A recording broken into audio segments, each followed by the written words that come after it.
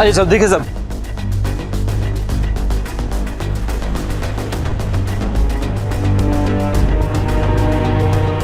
जिसने तोड़फोड़ की जानते हो उसे? जिसने तोड़फोड़ की मैं उनको नहीं जानता हूँ साहब। ये पार्टी किसने ऑर्गेनाइज की थी? चौली करके एक लड़का था और उसके दोस्त लोग। उनके नाम और एड्रेस है ना साहब?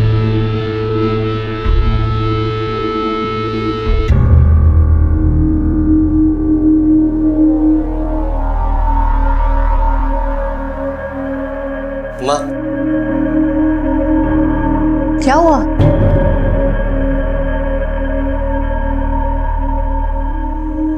ऐसे क्या देख रहा है? क्या हुआ? आंखें भी भीगी है तेरी। पार्टी में जा रहा है ना तू? एक मिनट रुक। और ये ले टी शर्ट, यही पहन के जाना पार्टी में। थैंक यू माँ।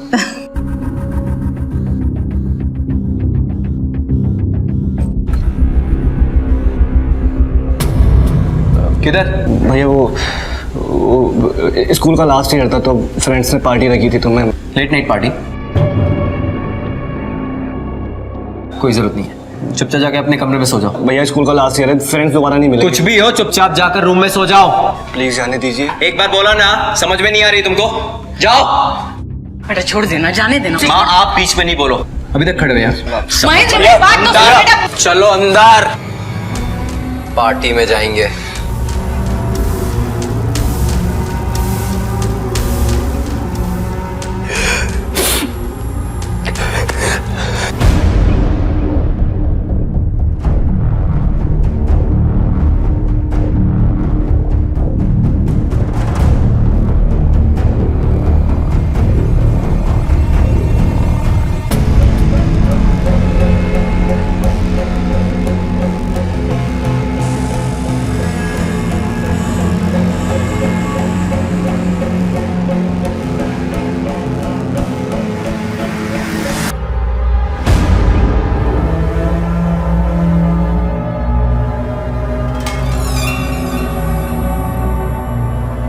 सैंडी! और क्या?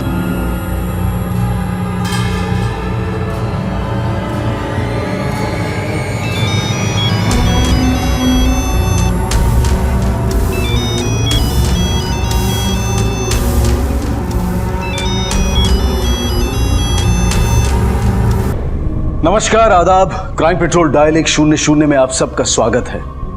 हमने कई बार ऐसी घटनाएं अखबार में पढ़ी हैं, टीवी पर या आम जिंदगी में देखी हैं या फिर लोगों से सुनी हैं कि कुछ लोगों ने किसी पार्टी में जाकर तोड़फोड़ की और उसे बंद करवा दिया।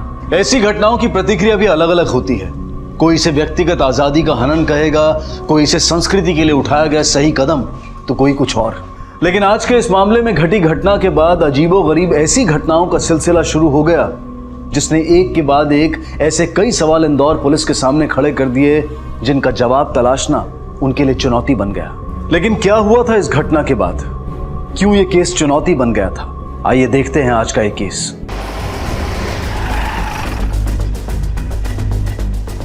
आइए सब देखिए सब।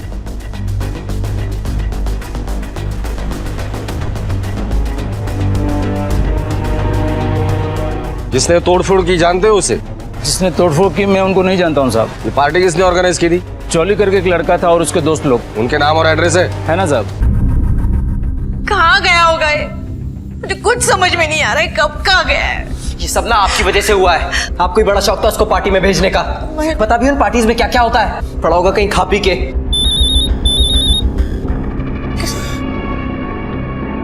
हेलो, सैंडी ने इसका बड़ा भाई महेंद्र बोल रहा हूँ।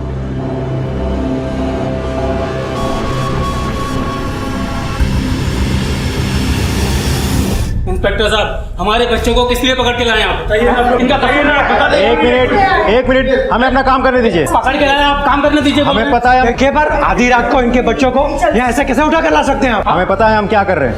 पार्टी कर रहे थे ना? पार्टी करना कोई जुर्म है क्या? सर यही है वो गुंडा जिसने हम पर हमला किया था और सारी तोड़फोड़ भी की थी। गुंडा किसको बोला बे? हाँ अभी बताओ, गुंडागर्दी क्या होती तेरे को? हाँ बताओ। क्या चल रहा है यहाँ? ये पुलिस स्टेशन है, मार्केट या मोहल्ला नहीं है। और किसके साथ क्या करना चाहिए हमें अच्छी तरह से पता है। आप लोग शांत रहिए, हमें अपना काम करने दीजिए, है ना? सर बच्चों को मेडिकल के लिए लेके जाओ और बाद में स्टेटमेंट ले लेना। चलो आप लोगों ने सर आइए। अरे लेकिन और तू कानून हाथ में लेने का बहुत शौक है ना तुझे? मैं अपनी आंखों से देश की संस्कृति और अपने भाई के भविष्य के साथ खिलवाड़ होते नहीं देख सकता। और अगर इसके लिए मुझे 1000 बार भी कानून अपने हाथ में लेना पड़े ना, तो पीछे नहीं हटूंगा। इस देश की यही ट्रेजेडी है, जिन्हें संस्कृति शब्द लिखने में नहीं आता वो संस्कृति रक्षक बनकर फिरते रहते हैं। तुमने जो हरकत की है ना उसका हिसाब तो हम करेंगे, लेकिन इसके बाद अगर तुम्हारे आवाज और अंदाज ने तमीज और कानून की सीमा लांघने की कोशिश की तो तुम्हारी रक्षा करने कोई नहीं आएगा, याद रखना।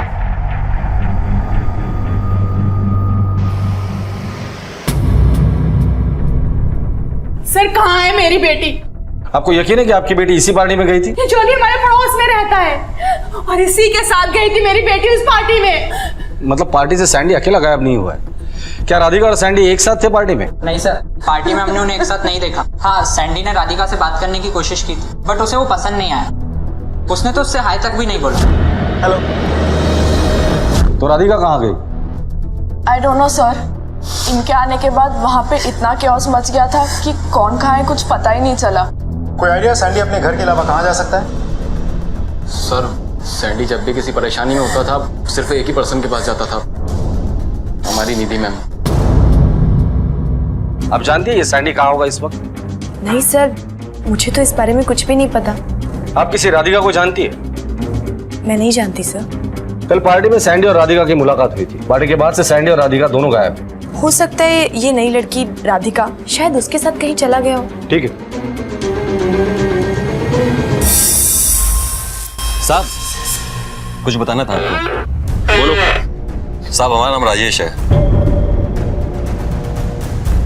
और ये जो औरत है ना, ये हमारी ही बीवी है। इसका वश चले ना पूरे मोहल्ले को आशिक बना डाले अपना। और वो नाम क्या था उस लौंडे का? सैंडी। सैंडी के साथ इसका अफेयर चल रहा था, इसलिए तो उसकी माँ ने, शेफाली मैडम ने, अपने स्कूल से धक्के मार के निकाला था इसको। ठीक है।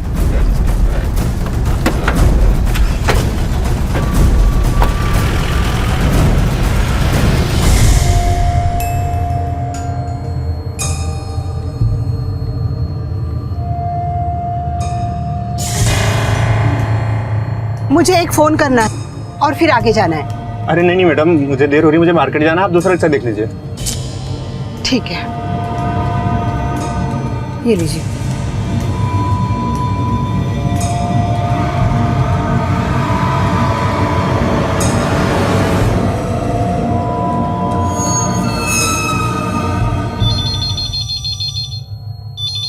हेलो।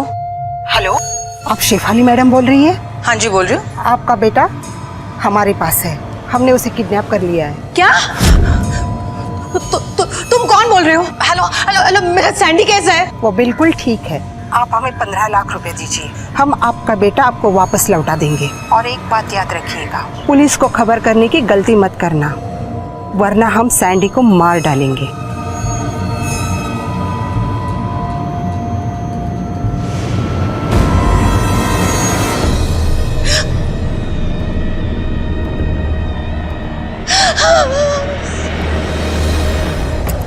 जी हाँ, ये सच है कि वो हमारे स्कूल में पढ़ाती थी और मेरे ही भाई को फंसाने की कोशिश भी कर रही थी। इसलिए मैंने उसके साथ साथ उसके पापा अशोक को और उसके मामा को मुंह पर कालिक पोतकर स्कूल से धक्के मारकर बाहर निकाल दिया था। मेरी बात तो सुनो, मैं बोल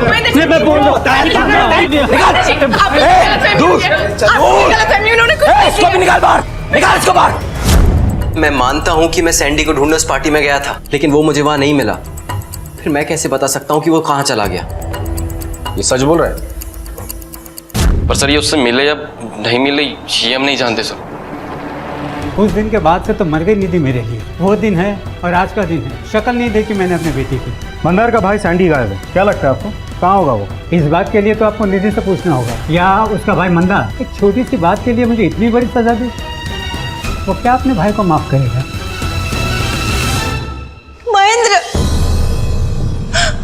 क्या हुआ माँ? सैंडी को किसी ने किडनैप कर लिया है। क्या? किसने कहा आपको? एक लेडी को फोन आया था।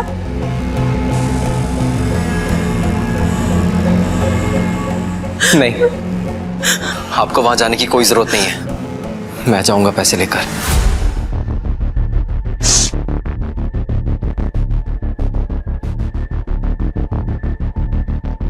महेंद्र, कुछ उल्टी सीधी हरकत नहीं करेगा। ये सैंडी की जिंदगी का सवाल है। तुझे मेरी कसम।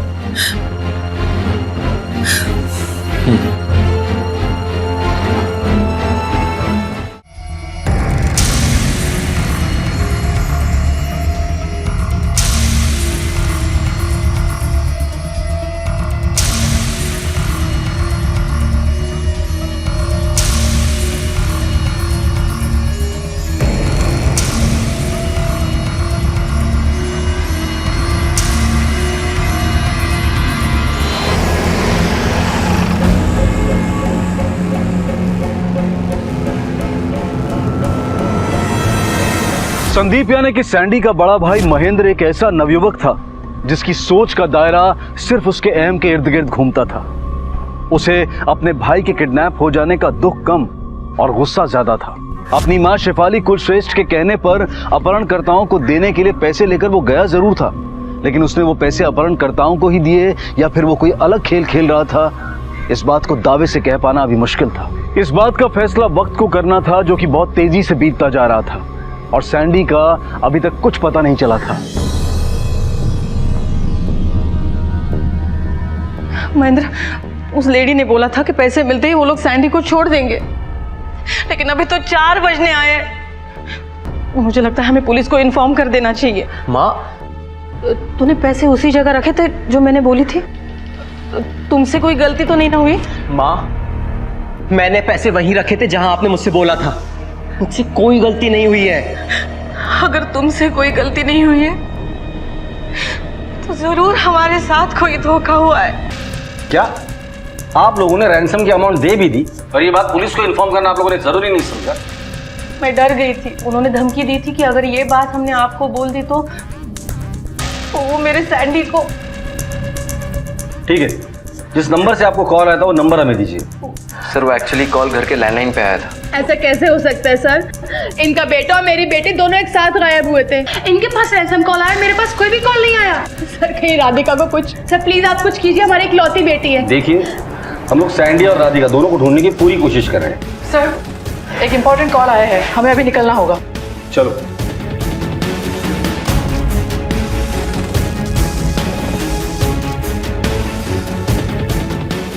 साहब उधर वहाँ।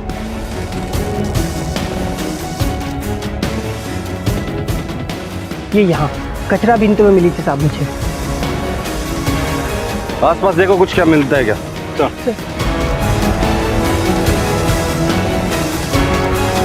ये देखिए सर।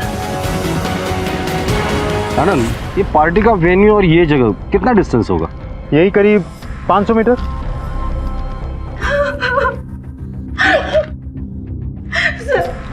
सर, ये मेरे सैंडी की टी शर्ट है। और ये ले टी शर्ट, यही पहन के जाना पार्टी में। सैंडी, हाँ, बैठ जाओ। महेंद्र, तूने ठीक नहीं किया। तेरी वजह से मेरी सैंडी को कुछ हुआ ना तो मैं तुझे कभी माफ नहीं करूंगी। सैंडी। आनंद, टी शर्ट को फॉरेंसिक के लिए भेज दो। भवर कुआं के एक पीसीओ से आई थी। शॉप के बाहर फोन लगा हुआ था, इसलिए कॉल करने वाली औरत को दुकानदार देख नहीं पाए। लेकिन सर, रैंसम के लिए एक औरत की तरफ से कॉल आना, ये बात आपको अजीब नहीं लगती? सर, इससे भी अजीब बात तो ये है कि रैंसम का कॉल सिर्फ सैंडी के घर वालों को किया गया, राधिका के घर वालों को नहीं, जबकि दोनों साथ ही में गायब हुए थे। ये दोनों गायब साथ में हुए थे। सैंडी को तो किडनैप किया गया है, लेकिन राधिका क्यों गायब है ये अभी तक हमें नहीं पता। लेकिन एक और पॉसिबिलिटी है, उस पार्टी में मौजूद जितने भी लोग थे उनमें से कोई ना कोई उस किडनैपर्स के शामिल था। रश्मि, लड़के लड़कियां स्टाफ कैटरर जितने भी लोग थे उन सबके कॉल रिकॉर्ड निकालो। Yes sir. लेकिन सर, वो रैंसम मनी जिसकी पेमेंट शेफाली जी ने की थी, मुझे नहीं लगता कि पैसा किडनैपर्स को मिला है, क्योंकि अगर पैसा किडनैपर को मिला होता तो सैंडी अब तक घर आया होगा। ये पैसा रास्ते में ही गायब हुआ है। बोल बोल बोल जल्दी बोल, फटाफट बोल। सर, मेरा ही भाई गायब है और आप मुझ पे ही शक कर रहे हैं। हाँ, क्योंकि रैंसम के लिए कॉल आने के बाद तूने पैसे दिए थे ना, तो पैसे देने के बाद तेरा भाई कैसे नहीं आया? इसका मतलब किडनैपर्स को पैसे नहीं मिले। सर, उन्होंने जो जगह बताई थी मैंने वहां जाकर पैसे रख दिए थे। उसके बाद उन पैसों का क्या हुआ, किसने लिया, मुझे नहीं पता सर। ठीक है, तो सैंडी के बारे में बता। बराबर तेरे वहां पहुंचने के बाद सैंडी पार्टी से कैसे गायब हो गया? सर, ये मैं कैसे बता सकता हूँ? अबे तू ही बता सकता है, और कौन बता सकता है? सारा तेरा प्लान हो। अपने भाई के आड़ में अपने माँ से पैसे ऐंठने का तेरा प्लान होगा। देख अभी भी वक्त है, सच सच बता दे। सर ये सच नहीं है, मैंने कुछ नहीं किया, मुझे नहीं पता कि सैंडी कहाँ है। सैंडी को कब से जानती है? 2 साल से सर, मैं उसकी क्लास को ज्योग्राफी पढ़ाती हूँ। पर सैंडी हमेशा से मुझे बहुत डरा सा, बहुत सहमा सा, बहुत परेशान सा दिखाई देता था। और फिर एक दिन आज से करीब 1.5 साल पहले मुझे उसकी वजह पता चली। ये सब क्यों परेशान कर रहे हैं आप सब उसे? मैम हम उसे परेशान नहीं कर रहे, बस थोड़ी मस्ती कर रहे थे। मस्ती? इसे मस्ती कहते हैं? अभी के अभी get out of the class. Come on, take your bag, get out. Sandy, are you okay? मुझे कोई नहीं समझता मैं, ना घर पर और ना यहाँ पर। घर पर मेरा भाई मुझे कमजोर कमजोर बुलाता है और यहाँ पर ये सब लोग मुझे, लेकिन कोई मेरी बात नहीं मानता। नहीं सैंडी, शांत हो जाओ। मैं कमजोर नहीं हूँ। और मेरे बेटे के साथ रिश्ता बनाकर तूने ये साबित कर दिया कि वो गे नहीं है। मैंने कुछ भी जानबूझकर नहीं किया था मैम। मेरे और आपके बेटे की जिंदगी में प्यार की कमी थी जो हम दोनों को करीब लेकर आई। शर्मिंदा तो आपको और आपके बेटे महेंद्र को होना चाहिए, जो सैंडी को कभी समझ ही नहीं पाए। एक मिनट। इस घटना की जानकारी आपको स्कूल मैनेजमेंट को देनी चाहिए। सर मैंने इन्हें इन्फॉर्म किया था और सर मैंने एक्शन भी ली थी। मैंने चारों बच्चों को वार्न किया था और उनके पेरेंट्स से एपोलॉजी लेटर साइन भी करवा लिया था। आइंदा ऐसी गलती हुई तो तुम चारों को स्कूल से रस्टिकेट कर दिया जाएगा। So better be careful. You may go now. ठीक है, आप लोग जा सकते हैं। Thank you sir.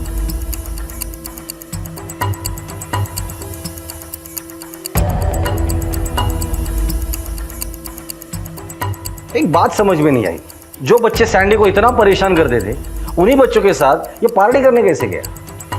ये तो वही लोग बताएंगे सर। यस सर, ये बात सच है कि हमने सैंडी को पूरे साल परेशान किया, लेकिन 12th में सब ठीक हो गया था सर। और 12th के बाद हम अलग होने वाले थे, इसलिए सर हमने उसे अपोलोजाइज करने के लिए पार्टी ऑर्गेनाइज की थी सर। अपोलोजाइज करने के लिए पार्टी की थी या पुराना अकाउंट सेटल करने के लिए पार्टी की थी? क्योंकि उसी की वजह से तुम्हारे पेरेंट्स को स्कूल में आना पड़ा था, जलील होना पड़ा था। गुस्सा तो जरूर आया होगा। नो सर, ये बात सच नहीं है sir. Believe us sir, we had no bad intention. हम बस पार्टी कर रहे थे। और कोई बात जो अभी तक तुम लोगों ने हमें बताई नहीं है? सर आई डोंट नो कि ये बात इंपॉर्टेंट है या नहीं, बट सर तुमने हमसे झूठ क्यों बोला था? उस पार्टी में राधिका किस हालत में थी? एक्चुअली सर राधिका ने उस दिन पार्टी में बहुत ज्यादा नशा कर लिया था। बहुत असर हो गया था सर, और हम सब भाग रहे थे तो मैंने उसे बुलाया भी था, आवाजें भी दी थी सर, लेकिन वो आंख तक नहीं खोल पा रही थी। इसलिए सर मजबूरी में हम सब भाग गए और उसे वहीं छोड़ना पड़ा। ठीक है, फिलहाल तो मैं तुम लोगों को छोड़ रहा हूँ, लेकिन अगर पता चला कि आप लोगों ने हमसे कुछ झूठ बोला है, कुछ छुपाया है, तो बहुत महंगा पड़ेगा। आनंद ओके सर।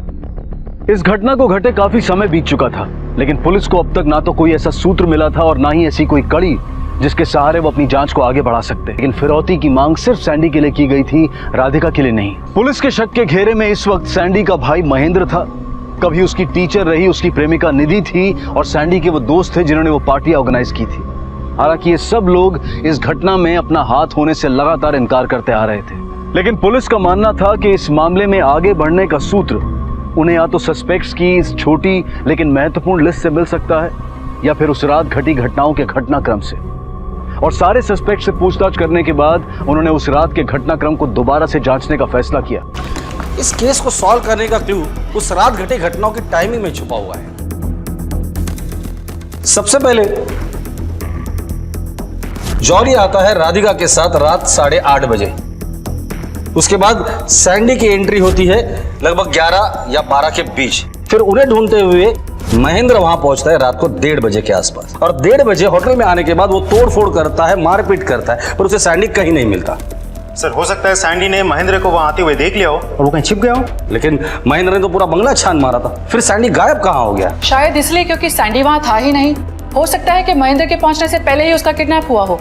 सैंडी और राधिका एक साथ गायब नहीं हुए, क्योंकि रात को 2 बजे जब जॉली वहां से भाग रहा था तो उसने राधिका को नशे की हालत में देखा था। और हम सब भाग रहे थे तो मैंने उसे बुलाया भी था, आवाजें भी दी थी सर, लेकिन वो आंख तक नहीं खोल पा रही थी। इसका मतलब पहले सैंडी गायब हुआ था और उसके बाद राधिका। सर राधिका उन सबके लिए बिल्कुल नहीं थी, तो राधिका का उस पार्टी में पहुंचना महज एक इत्तेफाक था। तो सर मुझे लगता है राधिका के मामले में कोलैटरल डैमेज वाली थ्योरी ज्यादा फिट बैठती है। ये राधिका और सैंडी एक साथ गायब हुए या नहीं ये नहीं पता, लेकिन दोनों के गायब होने में कनेक्शन जरूर है। क्या कनेक्शन हो सकता है सर? दुश्मनी वाला एंगल। निधि के पिता अशोक और मामा संतोष को महेंद्र और उसकी मां शेफाली ने स्कूल से बेइज्जत करके निकाला, तो हो सकता है कि बदला लेने के लिए सैंडी को किडनैप किया हो, या फिर राजेश जिसे पता था निधि और सैंडी के बीच अफेयर चल रहा है, उठाकर लेकर आओ तीनों। Yes sir. सर हमें शक है कि महेंद्र और शेफाली ने जो तुम्हारी बेइज्जती की थी उसका बदला लेने के लिए तुमने सैंडी को किडनैप किया है। अब शराफत से बता दो कि सैंडी कहाँ है और उसके साथ क्या क्या किया तुम लोगों ने। मुझे लगता है ऐसे मुंह नहीं खोलोगे तुम लोग। साहब मार दो, मत मारो साहब, मत मारो, मत बोलता हूँ साहब। मेरी बीवी ही वैश्या है तो मैं कितनों को मारूंगा, कितनों को उठाऊंगा। आज सैंडी है, कल कोई और होगा, कितनों को मारूंगा साहब। और क्या मिल जाएगा मुझे? वो वैश्या है साहब। अगर मुझे बदला ही लेना होता तो मैं अपनी बीवी को मारता। हम सच बोल रहे हैं साहब। हमें गुस्सा जरूर आया था और ये भी सोचा था हमने कि जिंदगी में मौका मिलने पर हम जरूर बदला लेंगे माँ बेटे से, लेकिन हमने ऐसा नहीं किया साहब। तू अपने बीवी के बारे में जो कुछ भी कह रहा है ना, अगर वो वाकई सच है तो अब तक तलाक क्यों नहीं ले लिया? क्यों रह रहा है उसके साथ? साहब आप सब जानते हैं हमारा कानून सिर्फ औरतों के लिए है, मर्दों की कोई सुनवाई नहीं है। और अगर तलाक भी ले लो तो भत्ता दो। मेरे पास पैसे भी नहीं उतने, बस इसीलिए इतने दिन से जेल रहा हूं उसको साहब। तो इसीलिए तूने सैंडी को किडनैप किया ताकि उसके फिरौती के पैसे से तुझे अपनी बीवी से छुटकारा मिले। नहीं साहब नहीं, यकीन मानो मैंने कुछ नहीं किया साहब, कुछ नहीं किया। अरे मैं मुंह से बड़बड़ कर सकता हूँ साहब, मेरी इतनी औकात नहीं है कि मैं कोई कांड करूँ और बचा लूँ। कुछ नहीं किया साहब मैंने।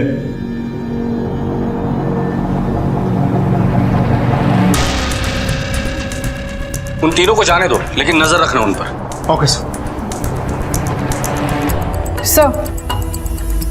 सर ये रही उस पार्टी में शामिल लोगों की कॉल डिटेल्स। इसमें कुछ भी सस्पिशियस नहीं है सिवाय एक बात के। क्या? सर पार्टी के लेट नाइट करीब 4 से 5 बजे के आसपास निधि उस एरिया में थी, और वो भी बिल्कुल अकेली। वो कुछ देर वहां ठहरी और फिर घर लौट गई। निधि? उसे तो पार्टी में इनवाइट ही नहीं किया था, वो वहां क्या कर रही थी?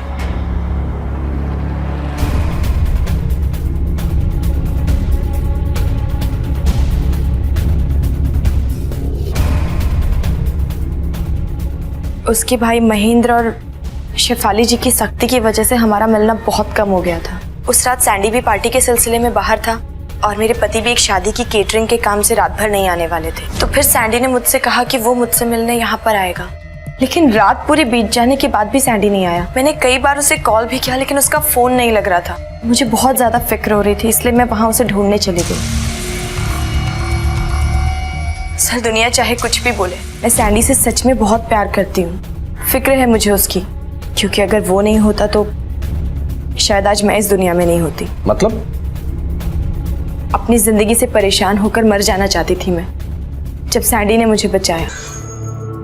मैम अगर आपको प्रॉब्लम ना हो तो मुझे वो वजह बनने में खुशी मिलेगी जिसकी वजह से आप जी सके। हाँ मैम। सैंडी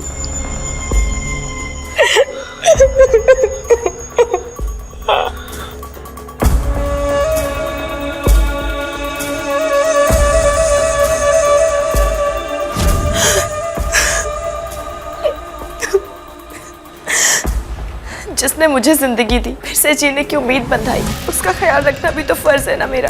बस इसलिए मैं उसे ढूंढने चली गई थी सर, पर वो मुझे कहीं नहीं मिला। यकीन कीजिए इससे ज्यादा मैं कुछ भी नहीं जानती।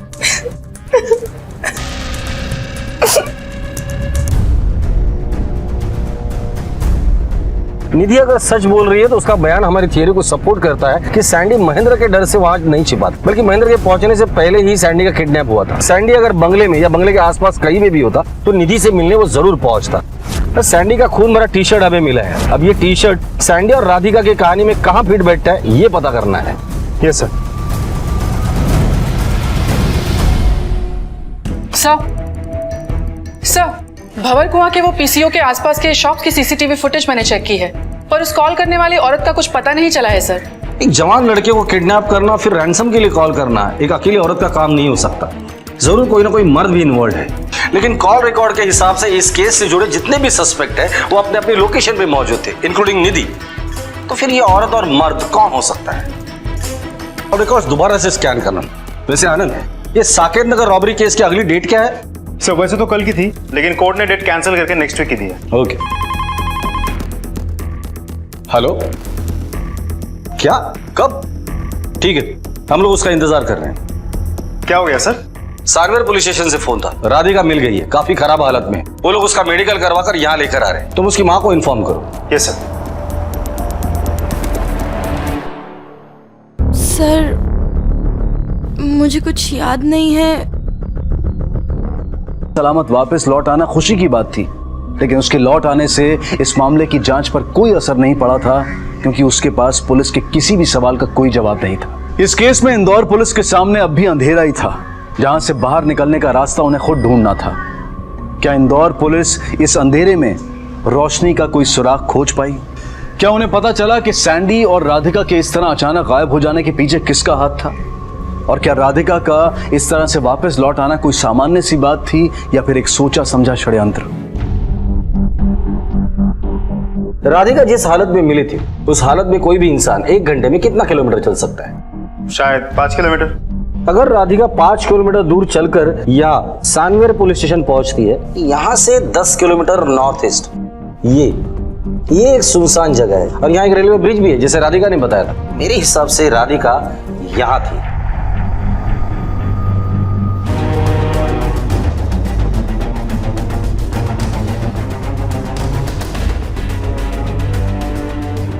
रश्मि सर। इस फार्म हाउस की पूरी डिटेल पता करो। Yes sir.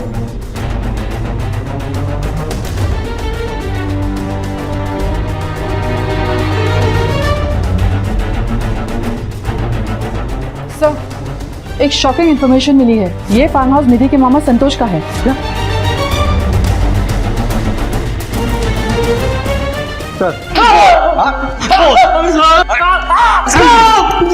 राधिका तेरे फार्म हाउस में क्या कर रही थी? बोल। साहब मैं सिर्फ इतना बता सकता हूँ साहब, सैंडी किडनैप होने के बाद निधि हमारी बहन सुनंदा को काफी मिलने जुलने लगी थी साहब। इन दोनों का मेलजोल देखकर मुझे लगा कि वो जरूर कुछ करने वाले हैं साहब। फिर एक दिन भंवर कुआं के पीछे के पास मैंने मेरी दीदी को देखा, हमने पूछा भी, तो उसने मुझे कुछ नहीं बताया साहब। आपका बेटा हमारे पास है, हमने उसे किडनैप कर लिया है।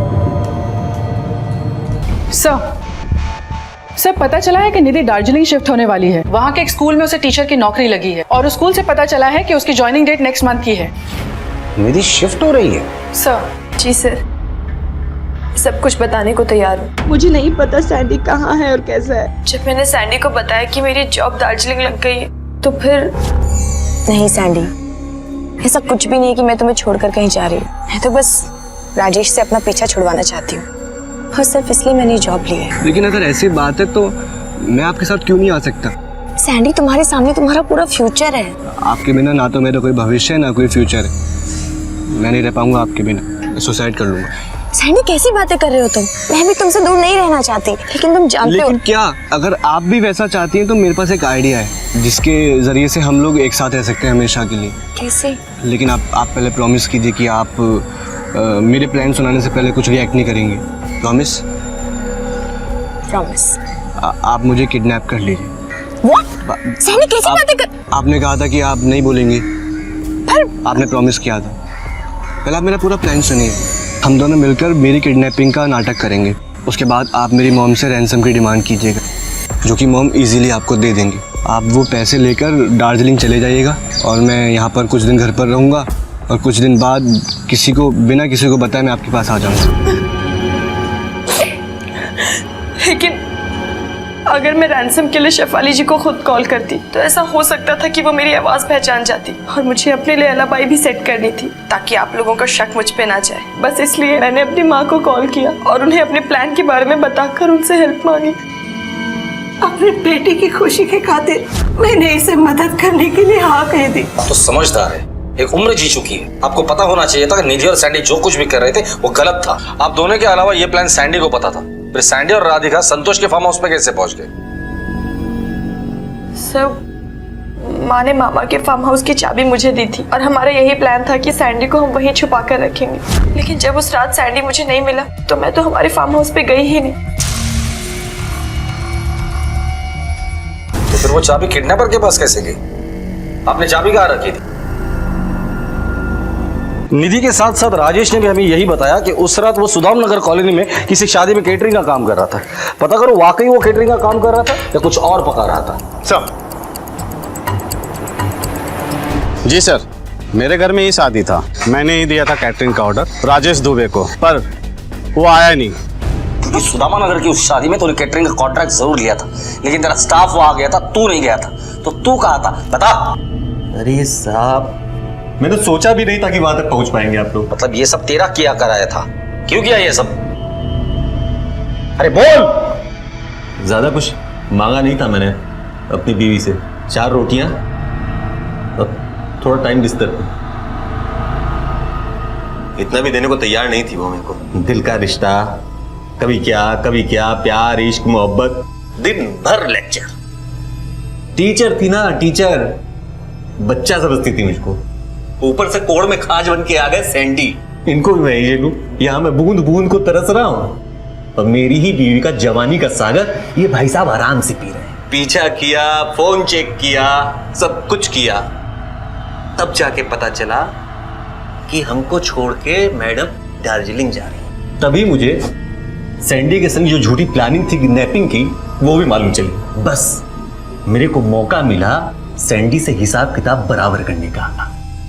मैं पार्टी में गया, चुपचाप छुप के बैठ गया। पिया हुआ था कि क्या था पता नहीं, तोड़ फोड़ करने लगा।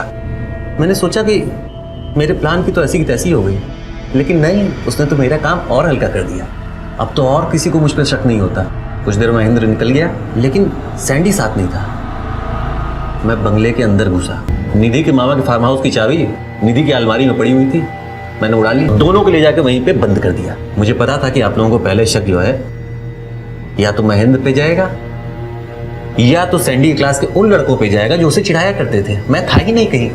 और जब आपको निधि और सैंडी के किडनैपिंग वाले झूठे प्लान का पता चलता तो आप निधि के ऊपर शक करते। सब कुछ एकदम क्लियर मेरे सोचे अनुसार चल रहा था सर। तो मैंने सोचा कि अब इस सैंडी को जिंदा क्यों रखे, मुक्ति देते, मार दिया, बोरे में भर के गोदाम में फेंक दिया। तूने सैंडी को मार डाला? हाँ सर, अब क्या करता उसको जिंदा रख के। सब कुछ तो वैसा ही चल रहा था जैसा मैंने सोचा था। तो फिर राधिका को जाने क्यों दिया? राधिका को सर जाने इसलिए दिया कि वही तो आपको फार्म हाउस तक ले जाती ना। आप लोग सब पहचान जाओगे, सब पता कर लोगे सब। राजेश ने एक बेहद घटिया और खतरनाक खेल खेला था, लेकिन इस खेल को खेलने के लिए जमीन देने में हर उस शख्स का हाथ था जो इस केस से जुड़ा था। अगर सैंडी की मां शेफाली और उसके भाई महेंद्र ने सैंडी की भावनाओं और उसके प्यार की जरूरत का ख्याल रखा होता, घर में एक विश्वास का वातावरण बनाया होता, तो कभी भी सैंडी अपने ही अपहरण का नाटक नहीं रचता और ना ही उसका इतना भयंकर अंत होता। उसी तरह अगर निधि के पिता ने उस पर विश्वास दिखाया होता तो उसकी जिंदगी अन्याय और ज्यादतियों की वो कहानी नहीं बनती जिसका अंत दुखद ही होना था। सैंडी और निधि के रिश्ते पर उंगली उठाने का ना तो हमें कोई अधिकार है और ना ही हमारी ऐसी कोई मंशा है, लेकिन जिंदगी से जुड़ी हर दूसरी चीज की तरह प्रेम के भी अपनी कुछ मर्यादाएं होती हैं, कुछ नियम होते हैं जिनका पालन ना करना कभी कभी खतरनाक साबित हो सकता है, जैसा कि इस मामले में हुआ। कुल मिलाकर इस मामले में हर किसी ने जीवन के किसी न किसी नियम की, किसी न किसी मर्यादा की अवहेलना की, जिसका अंजाम इस दुखद कहानी के रूप में सामने आया। ईश्वर ने हमें यह जीवन भी दिया है और उसे अपने तरीके से जीने का पूरा अधिकार भी, लेकिन तब भी हमारे ना चाहते हुए भी इस तरह की घटनाएं हो जाती हैं, क्योंकि हम ये भूल जाते हैं कि अधिकार पाने के लिए फर्ज को निभाना और नियमों का पालन करना भी जरूरी होता है। इसी विचार के साथ अब मैं अनूप सोनी आपसे विदा लेता हूं। फिर मुलाकात होगी अगले एपिसोड में एक और चौंका देने वाले केस के साथ। तब तक अपना और अपने परिवार का ख्याल रखें और देखते रहें क्राइम पेट्रोल डायल 100। सबक एक को, सीख हम सबको। जय हिंद।